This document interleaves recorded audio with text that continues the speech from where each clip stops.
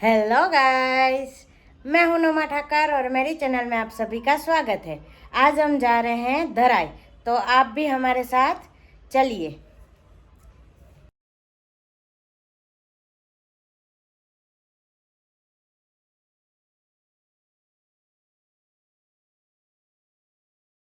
हम सब 6:30 बजे सुबह रेडी होकर नीचे इकट्ठा हो गए।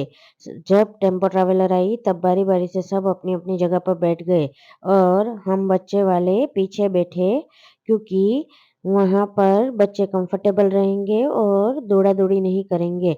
देखिए ये नक्श और रेवत दोनों एक साथ बैठ गए हैं। फिर हम सब यमनाष्टक बोलते-बोलते अपनी सवारी को आगे बढ़ाते हैं। ये सुबह का सूरज देखने का मज़ा ही कुछ और है। फिर 1.5 घंटे की ड्राइव के बाद हम लोग यहाँ पर बीच में एक होटल है, वहाँ पर रुके। जूनागढ़ से धराई का रास्ता 2 ढाई घंटे का है, तो सबने सोचा कि सुबह सबको गोली लेनी होती है, तो पहले सबसे नाश्ता कर लेते हैं। सब देखो लेडीज़ गैंग यहाँ पर इकट्ठा हो गई है और हमारे गुजराती के नाश्ते में गाठिया तो होना ही कंपल्सरी है, तो सबने गाठिया, जलेबी और उसके साथ चटनी ऑर्डर की है। तो सब अपनी वेट कर रहे हैं कि कब गाठिया आएँगे। देखिए, मैं और हिरल भाभी भी गाठिया खाने बैठ गए हैं। कंठी तो पहले ही शुरू हो चुकी है। गाठिया खाने का मज़ा ही कुछ और है। फिर हम 2.5 घंटे की ड्राइव के बाद यहाँ पर बाल मुकुंद जी की हवेली पर पहुँच गए हैं। धराई गाँव का इतिहास और ये बाल मुकुंद जी की हवेली का इतिहास मैं आगे आपको बताऊंगी डिटेल में। देखिए यहाँ पर कितने सारे वैष्णव हैं जो दर्शन की राह देख रहे हैं। हम 10 साढ़े 10 आसपास पहुंचे थे, तो तब दर्शन का टाइम नहीं था। दर्शन 11:15 बजे खुलने वाले थे। तब तक सब यहाँ से वहाँ टहल रहे थे और पूरी जगह देख रहे थे। फिर 11:15 बजे दर्शन खुले और सब भागे-भागे दर्शन करने के लिए निकल गए। देखिए ये हमारे बाल मुकुंद राय कितने प्यारे और मनमोहक लग रहे हैं। फिर सब भजन और कीर्तन करने के लिए वहाँ पर आंगन में ही बैठ गए हैं। अब मैं आगे आपको यहाँ के मुखिया जी के मुँह से ही यहाँ का इतिहास आप सबको बताऊँगी। देखिए हमें पूरा इतिहास वो अपने ज़ुबानी ही बताएँगे, इसलिए मैं इसका हिंदी में ट्रांसलेटर नहीं करूँगी જે क्योंकि અહીંયા બાલમુકુંદજી પ્રભુ કેવી રીતે પધાર્યા છે, કેવી રીતે વૈષ્ણવ સમાજ ઉપર કૃપા કરે છે, કેવી રીતે અમારા મુખિયાજી પરિવારનો નિભાવાલે છે, કેવી રીતે 365 દિવસ અહીં વૈષ્ણવોને પ્રસાદ લેવડાવાય છે. આ ઇતિહાસ અમારો ઠાકોરજીનો 350 વર્ષ થયા છે. અમારી અત્યારે બાલમુકુંદજીની હવેલી ઉપર 13મી પેઢી ચાલે છે. 350 વર્ષથી અમે લોકો અહીં સેવા કરીએ છીએ. તો પુષ્ટિ માર્ગની અંદર આપણે એક જ એવું છે કે પુષ્ટિ માર્ગની અંદર એમની માનતા થાય ને એમની પાસે આપણે માગી શકીએ. એનું કારણ શું કે પુષ્ટિ માર્ગમાં માનતાનું સ્વરૂપ બાલમુકુંદજીનું શું કરવા કહેવાનું. તો આની પાછળનો ઇતિહાસ બાલમુકુંદજી પ્રભુ અને બાલકૃષ્ણજી જે અત્યારે રાજકોટની દરબારગઢની હવેલીમાં બાલકૃષ્ણજી બિરાજે છે, મોટું સ્વરૂપ. આ બંને સ્વરૂપો આ પુષ્ટિ માર્ગમાં આપણે અત્યારે પૃથ્વી પર 7 નિધિ સ્વરૂપનું પ્રાગટ્ય છે.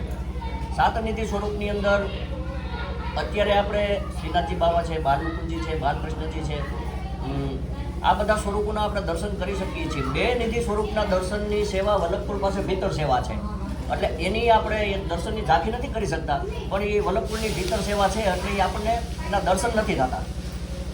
હવે બાલમુકુંદજી અને બાલકૃષ્ણજી આ 2 સ્વરૂપો ઉજ્જૈનની અંદર મુસ્લિમ કોમ પાસે બિરાજે. આ અમારો જે ઇતિહાસ છે ને, બાલમુકુંદજી અહીંયા કેવી રીતે આવ્યા છે અને કેવી રીતે પધરામણી થઈ છે ને, જ્યાં સુધીનો અમારી 13મી પેઢીનો એટલે 350 વર્ષ પહેલાંનો ઇતિહાસ હું તમને કહું છું કે ઉજ્જૈનની અંદર મુસ્લિમ કોમ પાસે બિરાજે. અને એ વખતે જામનગરના રાજા વિભાજામ ભારત ભ્રમણની યાત્રા કરતાં કરતાં ઉજ્જૈનની અંદર નીકળ્યા, એટલે રાતવાસો કરવા માટે થઈને ખુલ્લા મેદાનની અંદર રાવટીઓ તાણી. અને ત્યારે તો શું હતું કે આપણે જેમ અત્યારે પદયાત્રા લઈને જતા હોય તો રાતવાસો કરવા માટે આપણે જેમ કોઈ વ્યવસ્થા કરીએ એમ એ વખતે રાજા માટે વ્યવસ્થા કરી. અત્યારે આપણે જે અહીં સત્સંગ મંડળ બધા વૈષ્ણવ પરિવારો ભેગા થયા છીએ અને કંઈક ઠાકોરજી પાસે આનંદ ઉત્સવ કિલોલ કરીએ તો મનની અંદર કોઈ દૂર જોતું હોય તો એમ થાય કે આટલા બધા માણસો કેમ ભેગા થયા, આ છે શું આનું રહસ્ય.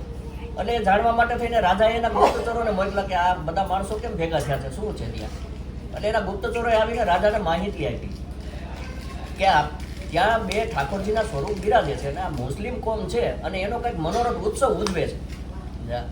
આવીને રાજાને વાત કરી એટલે રાજાને મનની અંદર શંકા થઈ કે આપણા આવા બે સ્વરૂપો બિરાજે છે ને મુસ્લિમ કોમ આ ઠાકોરજીની સેવા કરે છે, અને એને પોતાને મનમાં શાંતિ ન થઈ. આજે તમે બધા જે બહારગામથી આવ્યા છો ઠાકોરજીની ઝાંખી કરવા માટે, એમ ઠાકોરજીની જે પ્રેરણા થઈ એવી જ રીતે ઠાકોરજીની વિભાજામ ઉપર પ્રેરણા થઈ અને રાજા પોતે ત્યાં સન્મુખ ગયા. એ સન્મુખ જઈને જોયું તો બાલમુકુંદ અને બાલકૃષ્ણજીના બે ઠાકોરજીના સ્વરૂપના દર્શન કરે છે. દર્શન કરતા મન અંદર ચિત્તભ્રમ થયો વિભાજામને, ત્યાંથી આગું જવાનું મન ન થાય. પછી ઓલા લોકોએ અત્યારે આપણે જે ઠાકોરજીની સેવા કરીએ છીએ ને, મંગળા દર્શન કરીએ, સિંગારની ઝાંખી કરીએ, જે કંઈ કરીએ ને અંદર ઠાકોરજીના ભોગને અંદર ઠાકોરજીની ભીતર સેવા થાય છે.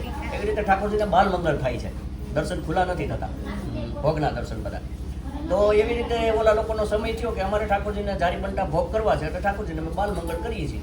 એટલે વિભાજામે એ લોકોને બધા જે એના આગેવાનો હતા, આજે આવ્યા છો અમે મુખિયાજી પરિવાર જે છીએ અહીંયા, હું જે તમને ઇતિહાસ કરું છું એના આગેવાનો બધા આગળ આવીને વાત કરી કે ભાઈ રાજાએ એને કીધું ભાઈ આ બે સ્વરૂપો મને પધરાવો, અમારા હિન્દુઓના દેવ છે, આ તમારી પાસે ન ચાલે, આ બે સ્વરૂપો મને પધરાવી આપો. એટલે ઓલા લોકો કે ભાઈ અમે લોકો 4-5 પેઢીથી સેવા કરીએ છીએ અને જે અમારા બાપ દાદા સેવા કરતા આવતા હતા એ રીતે મુજબ અમે સેવા કરીએ છીએ. તો આ સેવા અમે બાલમુકુંદજીને બાલકૃષ્ણજીની સેવા અમારી પાસે છે. અને રાજા તો લાવ લશ્કર લઈને ગયેલા, મોટું લશ્કર એમની સાથે, એટલે કે ભાઈ તમે નહીં આપો તો હું પરાયણે લઈ લઈશ, આ ઠાકોરજીને હું લઈ તો જાય સાઈડથી. એટલે ઓલા લોકો બધા ભેગા થઈ નક્કી કર્યું કે આ લાવ લશ્કર લઈને આવ્યા છે, આપણે એને પહોંચી નહીં શકીએ, અને કાંઈ વાંધો નહીં, હિન્દુના દેવ છે ને એને પધરાવી આપો. અને બાલમુકુંદજી ને બાલકૃષ્ણજી એ લોકોએ વિભાજામને પધરાવી દીધા, વાતે ગાતે લઈ આવ્યા અને જામનગરની અંદર હવેલી બાંધી અને બાલમુકુંદજી ને બાલકૃષ્ણજીની સેવા કરી. સમય જતા રાજાને ત્યાં દીકરીનો જન્મ થયો. ઠાકોરજીની કૃપા અને ઠાકોરજીનો ભાવ ક્યાંથી શરૂઆત થાય છે? રજવાડાની અંદર એવો નિયમ હતો કે દીકરીનો જન્મ થાય એટલે દૂધ પીતી કરવી, આવો રજવાડાનો નિયમ. તો રાણી સાહેબને એમને ત્યાં દીકરીનો જન્મ થયો. દીકરીનો જન્મ થયો એટલે રજવાડામાં એવો નિયમ કે દીકરીને દૂધ પીતી કરવી. ત્યારે રાણી સાહેબે એવી જીદ કરી કે ભાઈ આપણે તો બે ઠાકોરજીની સેવા કરીએ છીએ, આ બે ઠાકોરજી આપણાથી દીકરી હત્યાનું પાપ ન લેવાય. આવી જીદ કરી એટલે વિભાજામને મનની અંદર એમ થયું કે નાના વાત સાચી છે. પછી ઠાકોરજી એનો ભ્રમ ફેલાયો કે મનની અંદર જે કાંઈ પ્રેરણા કરી, દીકરી પ્રત્યે એક લગાવ ઉત્પન્ન થયો રાજાને. ભારત દેશના તમામ રજવાડાઓને ભેગા કર્યા અને તમામ રજવાડાઓની અંદર ઠરાવ મૂકી અને નક્કી કરવામાં આવ્યું કે ત્યારથી આજ પછી આપણે દૂધ પીતી દીકરીને દૂધ પીતી કરવી નહીં. આ ઠાકોરજીની પહેલી કૃપા થઈ અને ત્યારથી ભારત દેશની અંદરથી રજવાડાઓમાં દીકરીને દૂધ પીતી કરવાનો રિવાજ નાબૂદ થયો. આ ઠાકોરજીની પહેલી કૃપા થઈ રાજાઓ ઉપર. પછી સમય જતા જેમ માના સંસ્કારો દીકરીની અંદર આવતા જાય એમ સમય જતા દીકરીબા મોટા થતા ગયા અને જેમ રાણી સાહેબ ઠાકોરજીની સેવા કરતા હતા એમ દીકરીબા સેવાની અંદર લાગી ગયા. એમ કરતાં ઉંમરલાયક થતા ગયા. હવે અત્યારે ઠાકોરજી અંદર ભીતર એકલા બિરાજે છે, અમારે દીકરી અંદર એકલી છે, સેવા કરે છે. આપણે બધા અહીંયા શાંત રીતે બેઠા છીએ. હવે અંદર દીકરી કોની સાથે વાતો કરે છે, કોની સાથે હસી મજાક કરે છે, ઠીક છે, ટેકનોલોજીનો જમાનો છે, પણ એ વખતે તો આવું કંઈ હતું નહીં. એટલે બહાર ચોકી પહેરો જે લોકો ભરતા હતા ને, ચોકી પહેરો જે ભરતા હતા એને મનની અંદર એમ થયું કે આ દીકરી કોની સાથે વાતો કરતા હશે અંદર. આપણે રાજાને ફરિયાદ કરવી પડે, રાજાને જાણ કરવી પડે. એટલે એ લોકો બધા ભેગા થઈ અને એમના ગુપ્તચરો દ્વારા રાજાને માહિતી પહોંચાડવામાં આવી કે દીકરીબા જે કક્ષની અંદર ઠાકોરજીની સેવા કરે છે એ કક્ષમાં કોક સાથે હસી મજાક કરે છે, કોક સાથે આનંદ ઉત્સવ કરે છે, એવા અંદરથી અવાજ આવે છે. બાકી શું એટલે પૂછ્યું કે ભાઈ કોઈ આવે છે અંદરથી બહાર, કોઈ જાય છે, આ તે ના એવું કાંઈ દેખાતું નથી. પણ દીકરી જ્યારે અંદર જઈને દ્વાર બંધ થાય ને ત્યારે આવા હસી મજાકના અંતે એવા અવાજ આવે છે. આવું અમે બહારથી સાંભળીએ છીએ. એટલે રાજાને મનની અંદર શંકા થઈ, આ તો જામનગરનું રજવાડું એટલે બહુ મોટું રજવાડું, એનો વિસ્તાર બધો મોટો, એટલે રાજાને મનમાં શંકા થઈ કે આવી વાત જો સમાજની અંદર ક્યાંય ફેલાઈ જાય તો આપણી હાંસી થાય, ખૂબ મોટી મજાક થાય કે અને ઠાકોરજીની સેવા ઉપર કલંક લાગે આપણું. એટલે રાજાએ પોતે આવી અને દીકરીબાને વાત કરી અને દીકરી પાસે અફીણનો કટોરો મૂક્યો, જેને આપણે ઝેર કહીએ છીએ એ વખતે અફીણનો કટોરો. એટલે રાજાએ આવીને દીકરીને વાત કરી કે બેટા મને ગુપ્તચરો દ્વારા માહિતી મળી છે કે તમે અંદર ઠાકોરજીની સેવા કરતા કોની સાથે વાત કરો છો? તો દીકરી કે ઠાકોરજી સાથે. રાજાને મનમાં શંકા કે તમે આનંદ કિલોલ કરો છો કે બાલમુક અમે ઠાકોરજી સાથે કરીએ છીએ. તો કેવી રીતે કે અમે આનંદ કરીએ છીએ, ચોપાટે રમીએ છીએ, આનંદ કિલોલ કરીએ છીએ. રાધાને મનની અંદર શંકા થઈ કે હું ને રાણી આટલા વર્ષથી આ સેવા કરીએ છીએ, આવો ભાવ તો અમને ઠાકોર ભૈયાઓ આવો ભાવ તો અમને ક્યારેય પ્રગટ નથી થયો.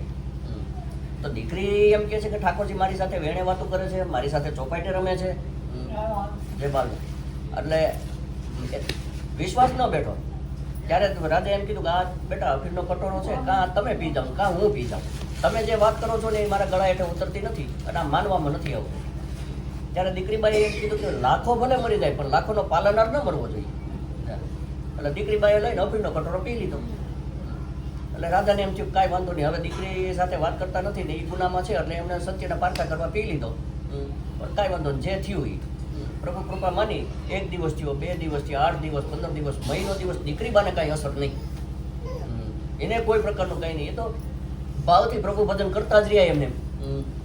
નિત્યક્રમ એનો ચાલુ જ રહ્યો. ઠાકોરજી સાથે ચોપાટી રમે, અંદર આનંદ ઉત્સવ કિલોલ કરે, આવો નિત્યક્રમ 3 એમને ચાલુ રહ્યો. વળી રાજાને થઈ કદાચ વધારે પડતી કંઈક ઠાકોરજીની ભક્તિ કરે છે અને સેવા પૂજા કરે છે તો દીકરી ઉપર કંઈક ઠાકોરજીએ ભગવાને કૃપા કરીએ છીએ એટલે દીકરીબા બચી ગયા. પણ આપણે કાંઈ કરવું નથી. હવે દીકરીબા ઉંમર લાયક છે ને એને સાસરે વળાવી ગયું. એટલે અહીંયા અમારે બાજુનું અમરેલી પાસેનું ચિત્તલ ગામ, ત્યાં સરવૈયા પરિવાર કુટુંબની અંદર દીકરીબાનું સગપણ નક્કી કર્યું અને ઘડિયા લગ્ન લીધા. અહીંથી જાન ગઈ, 3 દિવસ જાનને રોકી ત્યાં. એ જાન રોકાણી એટલે જ્યારે અત્યારે આપણે દીકરી સાસરે થઈ ને એને એમ કહીએ છીએ કરિયાવર આપણે આપીએ. પણ જ્યારે દીકરીને વિદાય આપતા હતા ને ત્યારે રાજાએ દીકરીને પૂછ્યું કે બેટા તમને સાસરે અત્યારે વળાવું છું પણ આ મેં તમને જે દાયજો આપ્યો છે આમાં જો તમને કાંઈ ઓછું પડતું હોય તો મને કહો. ત્યારે દીકરીએ એક જીદ કરી કે બાપુ આ વસ્તુ મારે કાંઈ નથી જોતી, મને તો ઠાકોરજીનું સ્વરૂપ પધરાવવું, મારે તો ઠાકોરજી જોઈએ છે. એટલે રાજા મૂંઝાણા. હવે દીકરી સાસરે જાય છે અને જો દીકરીએ માગ્યું અને ન આપે તો સમાજમાં હાથી થાય છે. એક દીકરી ઉઠીને જો એના બાપ પાસે માગે ને બાપ ન આપે તો એની હાસી થાય અને જો આપી દે તો ઠાકોરજી વૈયા જાય. એટલે એવા મૂંઝાણા. એટલે એને બધા સલાહકારોને બોલાવ્યા, ભાઈ દીકરી આવી માગણી કરી, હવે આપણે આનો રસ્તો શું કરવો? પછી 2-5 હોય ને એવા કે બાપુ આવી શરતો મૂકો, આપણે આવી વાત કરો. એટલે 2-5 જણાએ સલાહ આપી, બાપુ દીકરીબાઈ એમ કહે છે ને કે ઠાકોરજી મારી એને વેણે વાતું કરે છે તો આપણે દીકરીબાને વતને બાંધો. અત્યારે તો આપણે વાહન વ્યવહાર થઈ ગયો, એ વખતે વાહન નહોતા પણ બળદગાડા જે હતા અને ઢાંઢાના કાંધે જે ધોંસરી કાંધ નાખવામાં આવતી એને ધોંસરી કહેવામાં આવે. એટલે કે એવી શરત બાંધો કે ઢાંઢાને કાંધે જ્યાંથી ધોંસરી ઉતરે ત્યાંથી ઠાકોરજી આગળ નહીં જાય. બીજું વચન એ કે દીકરી એમ કહે છે કે મારી એને વેણે વાતું કરે છે, અમે હવેલીને અત્યારે તાળા મંગળ કરી દીધા છે અને ક્યાંયથી એક પણ દ્વાર ખુલ્લું નથી અને સ્વયં ઠાકોરજી આવીને એના ખોળામાં બિરાજે તો ઠાકોરજીને પધરાવો. આવી દીકરી સાથે વતને બાંધી લ્યો. આવ્યા બાપુ, રાજાએ આવીને દીકરીને વાત કરી કે બેટા તમે જે માગણી કરી છે માગણી તમારું સ્વીકારું છું પણ મારા 2 વચન સાથે તમારે બંધાવવું પડે. તો કે બોલો બાપુ. ઢાંઢાને કાંધે જ્યાંથી ધોવાની ઉતરે ત્યાંથી ઠાકોરજી આગળ ન જાય અને તમે એમ કહો છો કે મારી સાથે વેણે વાતું કરે છે તો સ્વયં ઠાકોરજી આવીને જો તમારા ખોળાની અંદર બિરાજે તો ઠાકોરજી તમને પધરાવો. ત્યારે કુંવરી બાકી કાંઈ વાંધો નહીં, રાજા સાથે વચને બંધાણા. અને રથની અંદર વેલડામાં બેઠા બેઠા દીકરીબાઈએ ભાવ પ્રગટ કર્યો. ત્યારે અખિલ ભુવનનો નાથ બેન 5 વર્ષના બાળકનું સ્વરૂપ લઈને દીકરીના ખોળામાં આવીને પધાર્યા. ત્યારે મનની અંદર એમ થયું ઓહો, રાજાને મનની અંદર શંકાઓ કુશંકાઓ ના અંતરે વ્યા બેઠો છે. હું તો મોહ માયાની અંદર વયો ગયો ને આજ મારી દીકરી ઉપર શંકા કરીને બેઠો પણ એની ભક્તિ સાચી કાંઈ અખિલ ભુવનનો નાથ એના ખોળામાં આવીને બેઠો. જ્યારે આવીને બેઠો પણ રાજાને મનમાં એક હરખ ખરો, ભલે કે આ ઠાકોરજી આવીને બધાયરો છે અંતે. પણ અહીંયા અમારે આગળ વાંસાવડ ગામ આવ્યું ને એ રજવાડાની હૈદ થઈ, આપણે જિલ્લા તાલુકાને એવું હતું નહીં, ભાઈ રજવાડાની હૈદ અમારે વાંસાવડ સુધી હતી. એટલે કે હવે હજી આપણે ઠાકોર દીકરી બીજું વચન તો છે કે બાળ સ્વરૂપ છે. આ બાળકને આપણે દુકાને લઈને જઈએ ને, ઘડીક કે મને બિસ્કિટનું પડીકું લઈ દો, ઘડીક કે મને ચોકલેટ લઈ દો, ઘડીક કે આ લઈ દો, એમ આ સ્વરૂપની એવી એને સેવા કરી. એટલે ઠાકોરજીને જારી પટ્ટા ભોગ કરવા જ પડશે. દીકરીને રસ્તામાં ખોટી થાય એટલે મારી હૈદમાં બાલવી બધી ખોટી થઈ જશે, હૈદમાંથી આગળ નહીં જાય. આવો પણ આ તો પ્રભુની લીલા. એનો તો નથી દીકરી સાથે સાસરે જવું કે નથી રાજા પાસે રહેવું, મારા ને તમારા જીવનું કલ્યાણ ઉદ્ધાર કરવા માટે થઈ જાય. ત્યાંથી વેલડા રવાના થયા અને બધાને મનની અંદર ચિત્ત ભ્રમ થયો અને બધા જે લોકો જાનમાં હતા બધાને હરખ એક જ કે ઠાકોરજી બધાર્યા છે, ઠાકોરજી બધાર્યા છે, ઠાકોરજી બધાર્યા છે. અને જામનગર રજવાડાની હૈદ મૂકી દીધી. જામનગર રજવાડાની હૈદ મૂકી અહીંયા અત્યારે જ્યાં ઠાકોરજી બિરાજ્યા છે આ ગામને એવું કઈ વસેલું નહોતું થઈ, આ જંગલ વિસ્તાર બધો.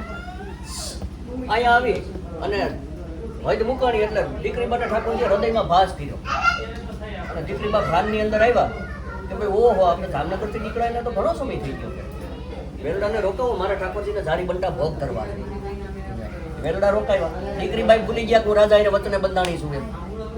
એટલે મારે વેલડા તો ક્યાંય રોકાય નહીં, ઠાકોરજીને જારી બંટા તો ક્યાંય ભોગ ધરાય નહીં. જો રોકાણા એટલે હું તો રાજા એને વચને બંધાણી, દીકરી બાને મગજમાં નહીં. એ કુંવરીબાઈ બોલે ને અહીંયા ઠાકોરજીને જારી બંટા ભોગ ધરી અને ઉથાપન કર્યા ઠાકોરજીને. રથને લઈ ઠાકોરજીના જે ઝાપીજી છે એ ઝાપીજીને લઈને હવે કે આપણે જારી બંટા ભોગ ધરાવી દીધા છે, હવે સરાવીને અહીંથી હવે અહીંથી 3 ગામ ચિત્તલ છે, હવે સાસરે રહી. એ ઝાપીજીને રથની અંદર પધરાયા. એ રથની અંદર પધરાવ્યા પણ ઠાકોરજીએ 14 યોજનનું ભોજન મૂકી અને રથની ધરી ભાંગી અને દીકરીના હૃદયની અંદર ભાસ કર્યો તો વિભાજા મારે વતને બંધાણી છો કે ઠાંડાને કાંતે જ્યાંથી દોડી ઉતરે ત્યાંથી હું આગળ નહીં જાઉં. એ રથની ધરી ભાંગીને એના ઉપરથી ગામનું નામ ધરાઈ ગયું છે. ગૌરીબાના હૃદયમાં ભાસ થયો કે કાંઈ વાંધો નહીં પ્રભુ, આપની જે લીલા હોય એમ કરી ઠાકોરજીને અહીં પધરાવ્યા. ઠાકોરજીના ઝાપીજી પધરાવી ઠાકોરજીની સેવા કરે.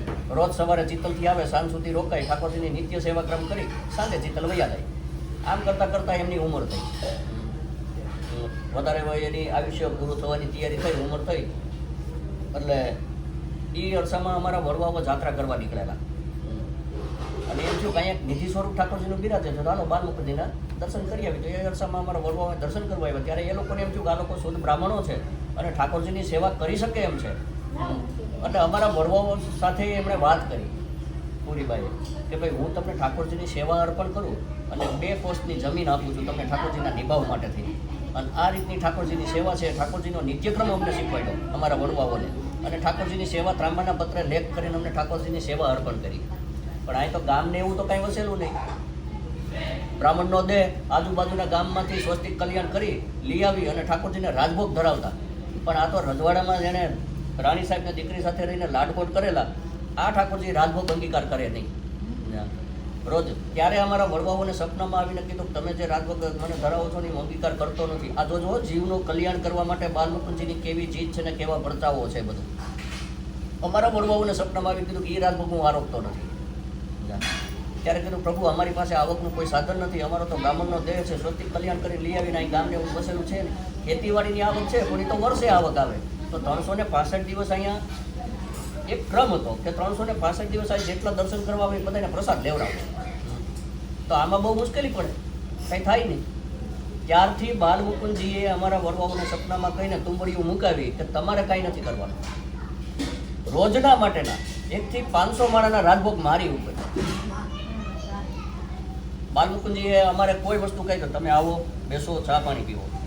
મને ઠાકોરજીના આજે અત્યારે અમે પલના મનોરથ છે, ઠાકોરજીના રાજભોગ મનોરથ છે, ઠાકોરજીના આખા દિવસના મનોરથના જે કંઈ નિત્યક્રમ છે આ અમારા વૈષ્ણવ સમાજે નક્કી કરેલું છે. અમે મુખ્યજી પરિવારે કંઈ નક્કી કર્યું નથી. પલનાના તો કે 551 છે, અડધા રાજભોગના 1251, આખા રાજભોગના 2500, આખા દિવસના મનોરથના 3500. આ અમારે વૈષ્ણવ સમાજની જે કમિટી આલે છે ને એવો આ નોસાવર બધો એણે નક્કી કર્યો. હવે કોઈ 5000 ધરે છે, કોઈ 25000 ધરે છે, કોઈ 500 ધરે છે, કોઈ કંઈ નથી ધરતું. એ જે અહીંયા ઠાકોરજીના ઉંમરે ધરવામાં આવે એની અંદરથી ઠાકોરજીની સામગ્રી લેવામાં આવે છે, એમાંથી ઠાકોરજીને રાજભોગ ધરાવાય છે અને એની અંદરથી રોજને માટે જેટલા વૈષ્ણવો આવે એમાંથી બધાને પ્રસાદ લેવડાવાય છે. આ વૈષ્ણવ સમાજની એક કમિટી આવું બધું નક્કી થયું. એ થયા પછી ઠાકોરજીનો નિત્યક્રમ રાજભોગ આગળ હાલતો રહ્યો, એમને થતો ગયો.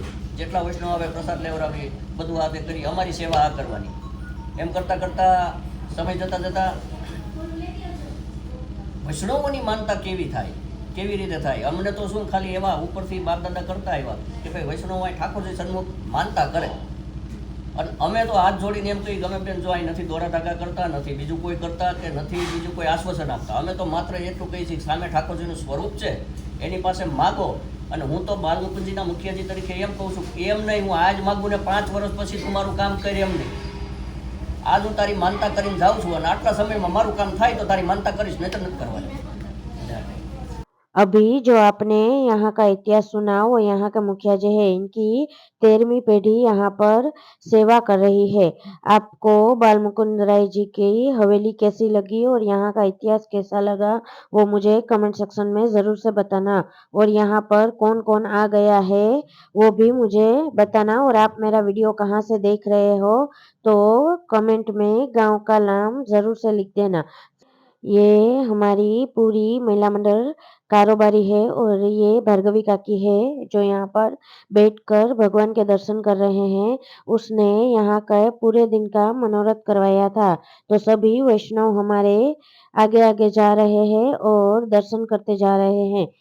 आपको मेरा व्लॉग कैसा लगा वो कमेंट सेक्शन में ज़रूर से बताना। और आप मेरे कैसे वीडियो देखना चाहते हो वो भी ज़रूर से लिख देना। ऐसे ही मेरे वीडियो को लाइक शेयर करते रहना और चैनल को सब्सक्राइब ज़रूर से करते जाना। मेरे इन सभी लेडीज़ ने एक वीडियो बनाई थी जो मैंने कल ऑलरेडी यूट्यूब चैनल पर मेरी अपलोड कर दी है। उनको भी ढेर सारा प्यार देने के लिए आप सबका हृदयपूर्वक धन्यवाद। आप ऐसे ही मेरे वीडियो को लाइक करते रहो तो मुझे हर रोज़ कुछ नया-नया बनाने का मज़ा आता रहे। फिर आराम से लास्ट में मैंने दर्शन किया और सब कीर्तन के लिए रवाना हो गए, क्योंकि यहाँ पर पलना का दर्शन हो जाए उसके बाद कीर्तन रहता है और राजभोग के दर्शन भीतर ही होते हैं। फिर राजभोग की आरती की जाती है, लेकिन उससे पहले प्रसाद लेते हैं। उसके बाद बाल मुकुंद राय जी की राजभोग की आरती का आनंद लेते हैं। देखिए सब कीर्तन में ऐसे मग्न हो जाते हैं जैसे कि हम बच्चे बन गए हो। सब बच्चे बनकर अपने प्रभु को रिझाने की कोशिश करते हैं। ऐसे ही हमने कीर्तन का लाभ लिया और फिर लास्ट में सब रास करने के लिए इकट्ठा हो गए। देखिए सब अपने अपनी धुन में भगवान को रिझाने की ट्राई कर रहे हैं।